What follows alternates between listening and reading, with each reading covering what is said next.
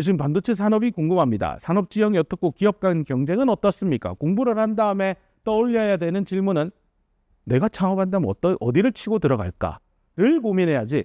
어느 기업이 돈 많이 주지? 어디가 뭐 안정적으로 오래 내가 직장 다니지? 우리는 대한민국의 리더고, 리더라면 이 국가가 더 성장할 수 있도록 큰 생각을 가져야 됩니다.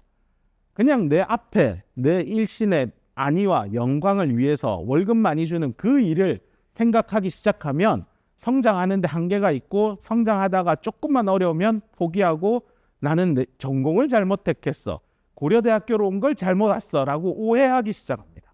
그죠? 그런 일이 안 생겼으면 합니다.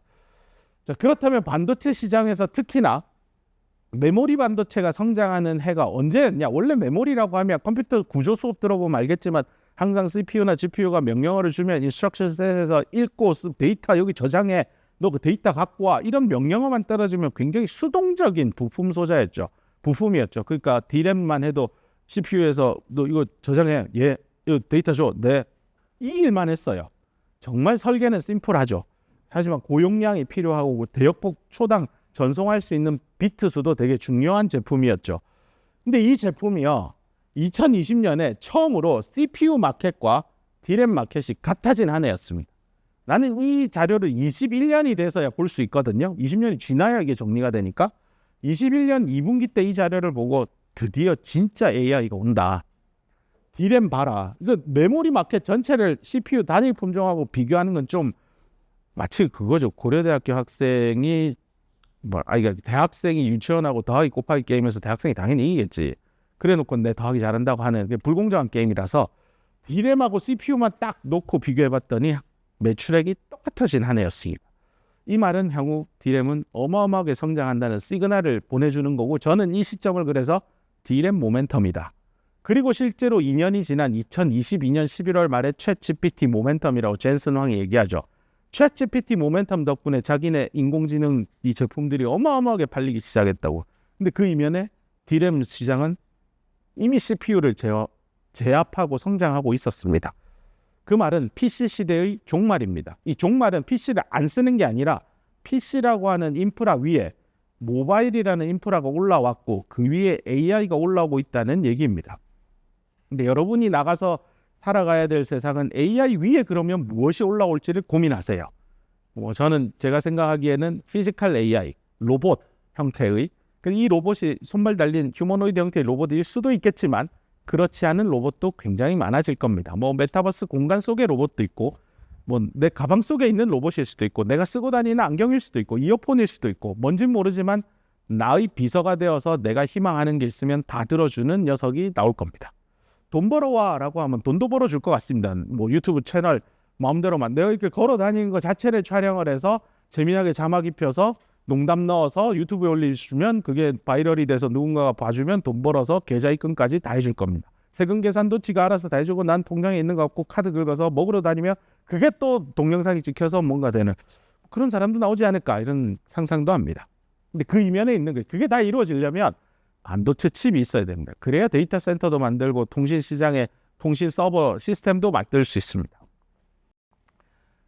이 얘기는 이제 다들 궁금해할 것 같아서 근데 여기 있는 학생들은 잘 알 것 같습니다. D램, 하이닉스, 삼성, 마이크론으로 3분 되어 있고 과점 시장인데 저기에 없는 저 6% 원래 대만의 난야, 님본드 이렇게 이제 20나노급 D램 만드는 기업인데 아마 앞으로는 올해가 지나면 장표를 바꿔야 될 것 같습니다. 중국의 CXMT 창신 메모리는 현재 3세대 ABC 4세대 D램 개발에 성공했고요. 1A 나노미터라고 하죠. 4세대 10나노급 제품 개발에 성공했고 2029년까지 현재 양산하는 양의 더블로 올라갈 겁니다. 이게 시사하는 바는 앞으로 중국 반도체가 D램 시장의 플레이어로 들어오고 경쟁 마켓으로 바뀝니다.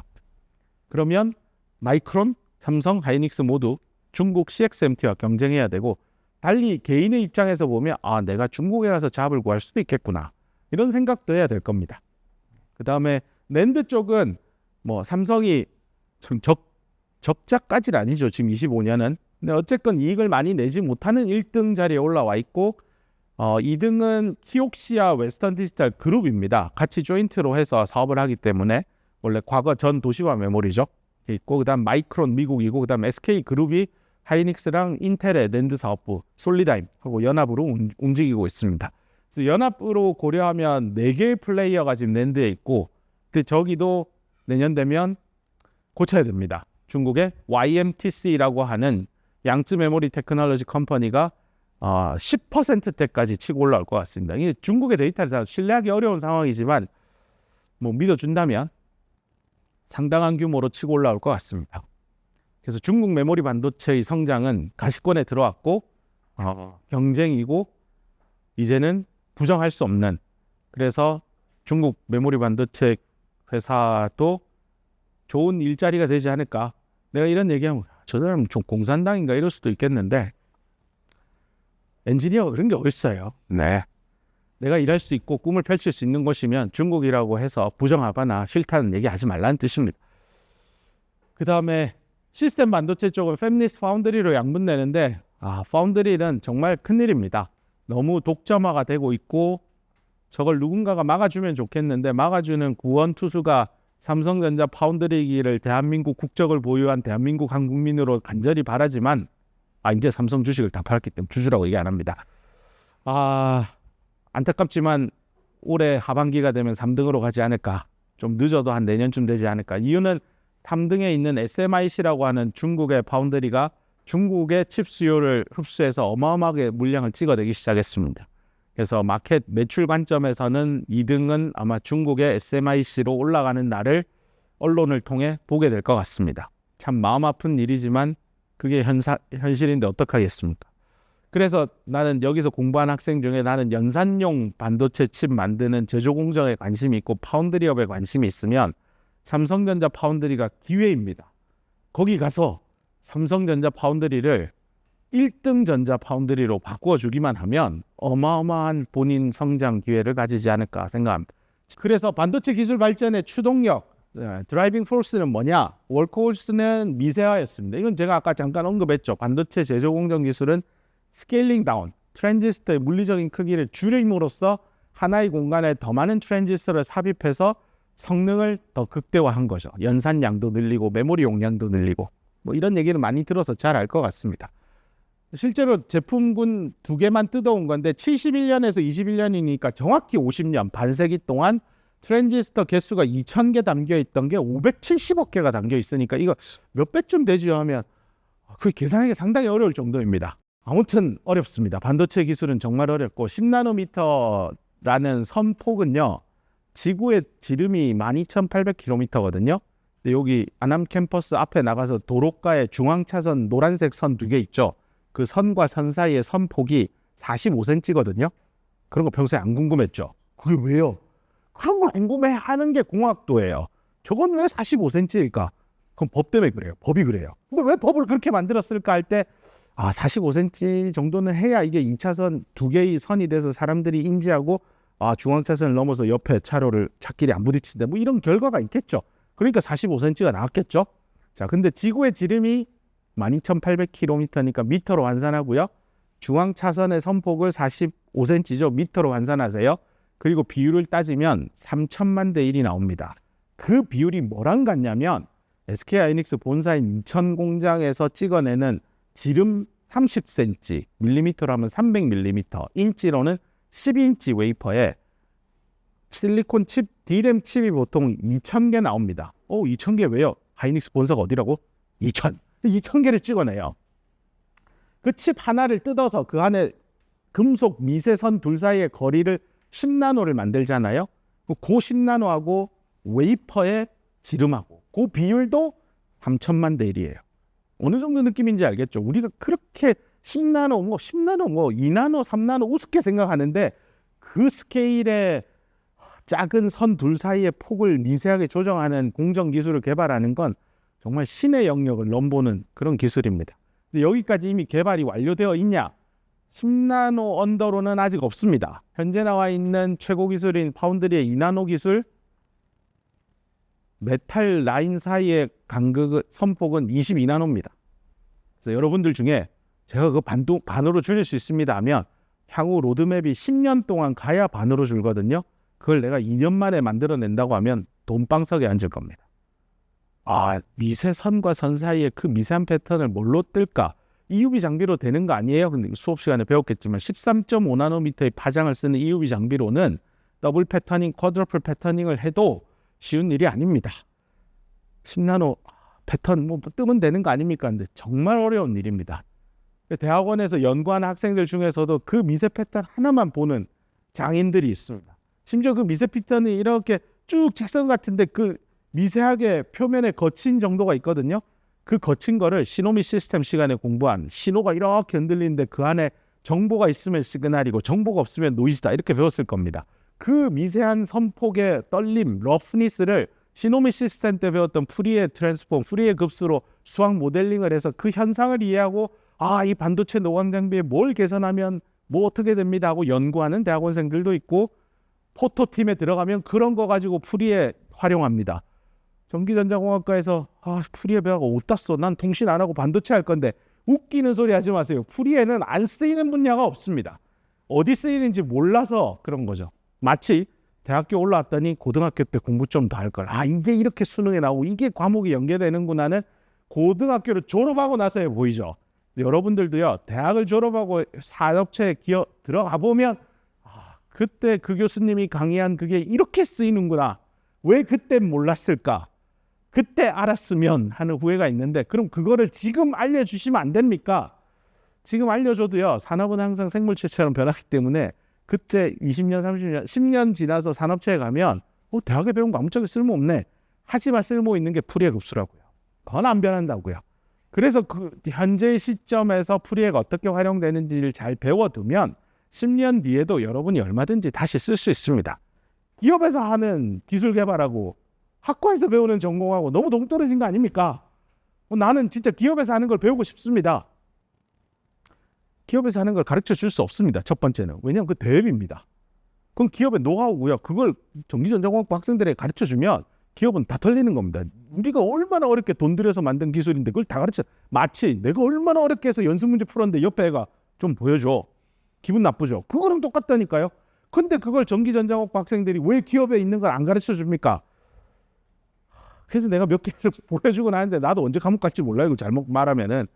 국가의 첨단 산업과 연관된 기술을 섣불리 막 수업 시간에 활용하는 거 어려운 일입니다. 그 부분을 학생들이 이해를 해줘야 되는데 학생들은 잘 모르니 이런 질문들을 하죠. 기업에 있는 거랑 대학에서 가르치는 건 너무 다릅니다.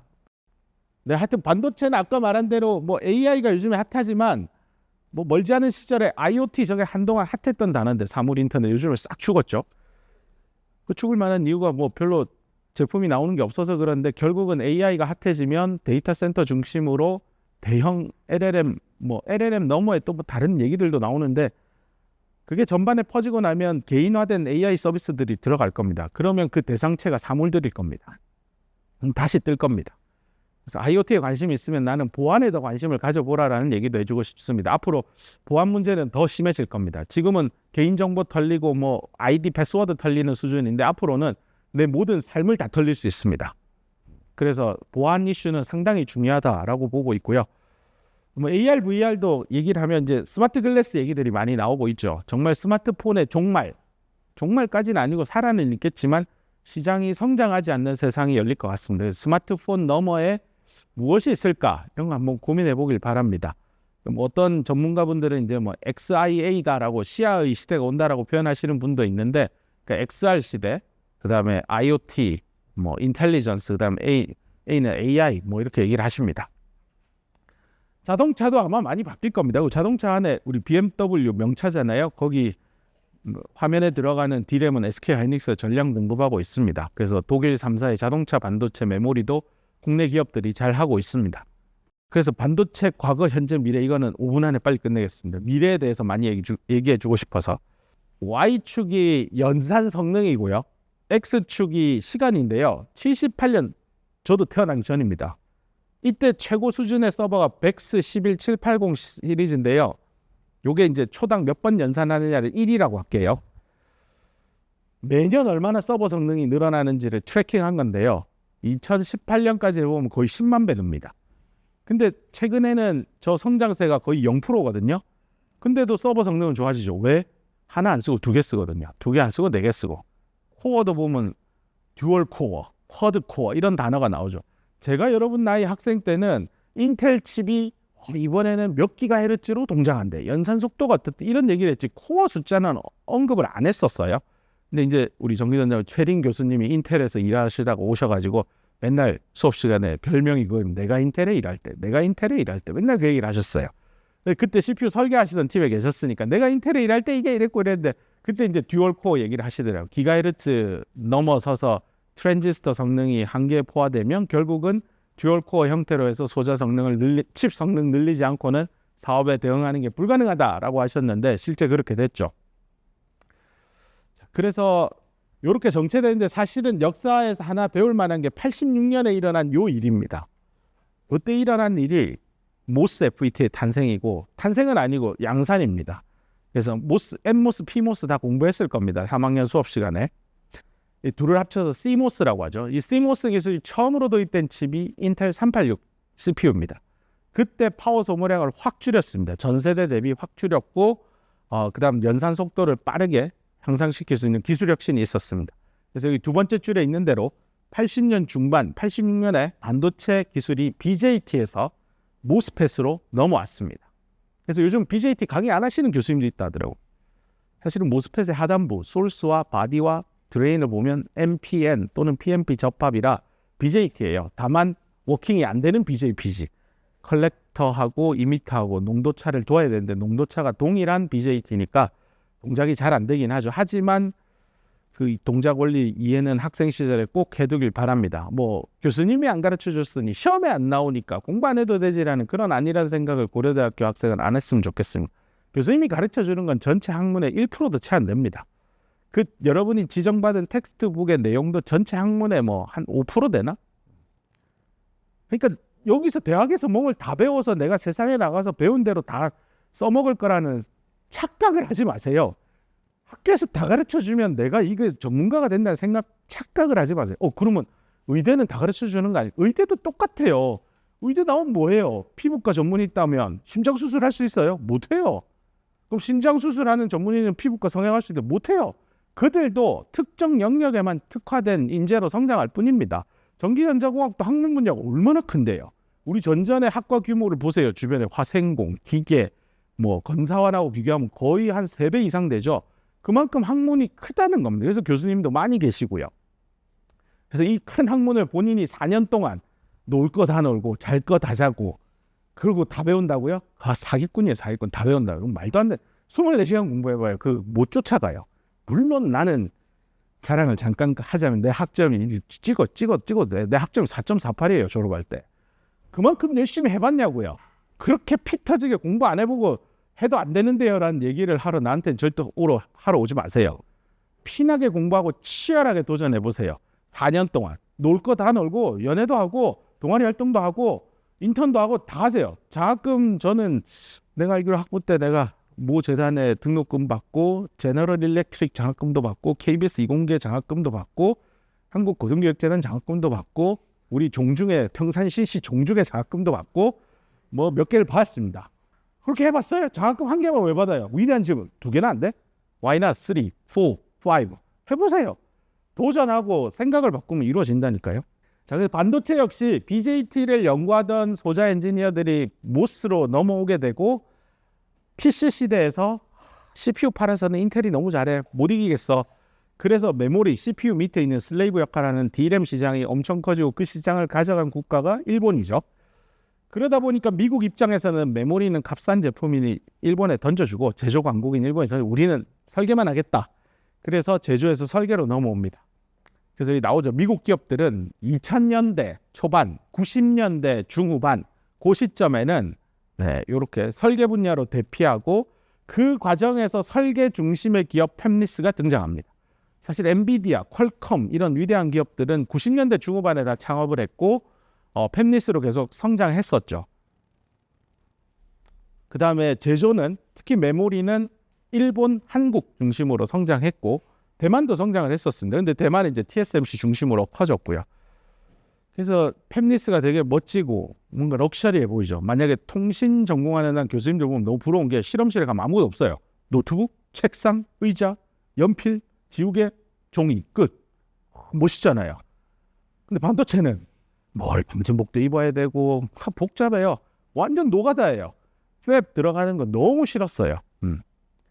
자, 그다음에 요거 역사적인 자료인데 이것도 탑 10 기업들만 보면 90년부터 2020년까지 뭐 인텔 뭐 삼성에 잠깐 1등 자리 내준 거 말고는 올 1등이죠. 항상 전교 1등 위대한 기업입니다. 예를 들어 여러분이 93년도에 인텔에 입사해가지고 2020년까지 한 30년 일했으면 진짜 럭키가이예요.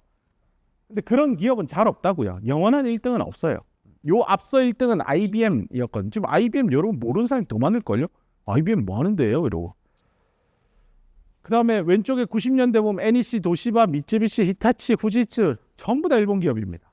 10개 중에 6개가 일본이에요.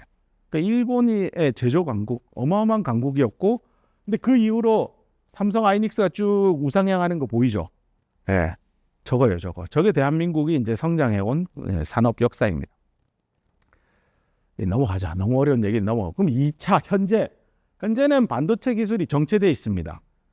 근데 이 모스 기술을 개발하신 원천 특허는 강대원 박사님이 만드셨어요. 한국 분이고 미국에 가셔서 이제 벨랩에 계실 때 특허 내신 건데 그 모스펫이 지금 저 오른쪽에 보는 대로 아마 이건 스터디해봐서 알 겁니다. 게이스텍 쪽에 하이K 물질, 메탈 게이트 들어오고 HKMG 기술 2007년 45나노 인텔텍에 처음 들어오고 계속 성장하고 있고요. 하이닉스도 최근에 메모리 주변 회로는 하이K 메탈 게이트 들어갑니다. 그 다음에 이제 게이트 컨트롤러빌리티라고 하죠. 메탈 게이트 층에서 채널까지 게이트 전압의 변화에 따라 채널의 포텐셜이 어떻게 변하고 드레인 전류가 어떻게 변하는지를 게이트의 전압만으로 잘 오롯이 평가하자. 이 이제 드레인 전압에 의해서 영향을 받거든요. 그럼 저항이 돼요. 트랜지스터가 아니라 리지스터로 변해요.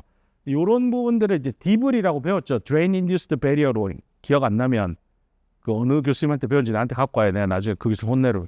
나보다 나이 많으면 내가 혼 못 내요. 나보다 나이 어리면 내가 혼 낼게요. 그다음 핀펫이라고 해서 이제 게이트를 2개 다는 더블 게이트. 요즘은 이제 그 게이트 올어라운드 형태로 가서 삼성 파운드리는 멀티 브릿지 채널 FET로 가죠.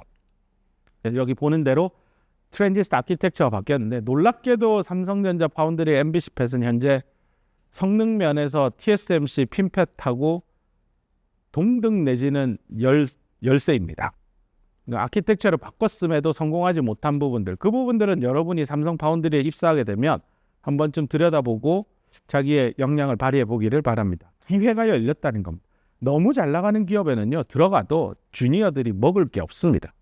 뭔가 잘 안 되는데 아니면 원래 1등이었는데 약간 휘청할 때 기회가 옵니다.